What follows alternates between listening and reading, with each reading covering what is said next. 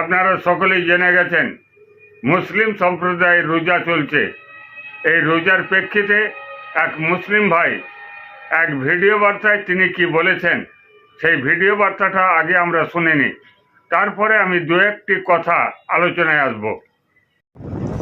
রোজার মাস আসতে না আসতেই তৃণমূলের শয়তান নেতাদের শয়তানি শুরু হয়ে গেছে। কেন বলছি?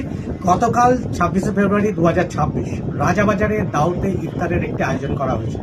সেখানে বন্দ্যোপাধ্যায়রা ইফতার করতে গেছে।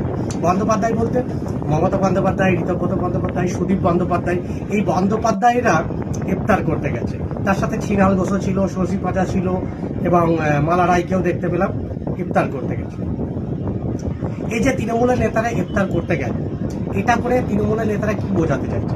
তৃণমূলের নেতারা কি বোঝাতে চাইছে মুসলমানদেরকে আমরা খুব ভালোবাসি, ইসলাম ধর্মকে খুব ভালোবাসি।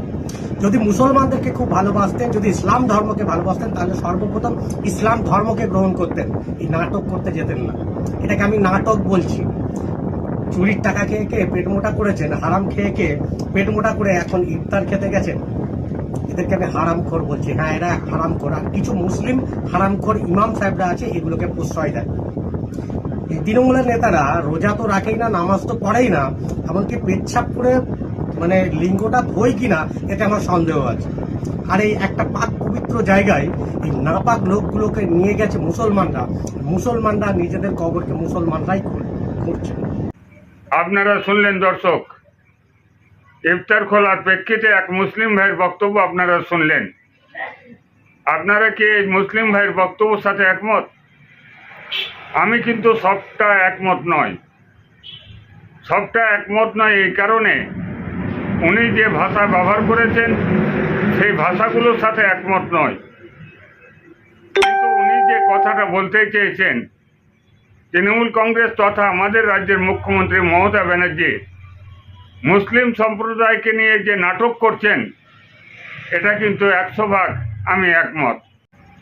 আমি 100% একমত। এই কারণেই বললাম, আমরা সকলেই জানি ধর্ম নিরপেক্ষতা কাকে বলে।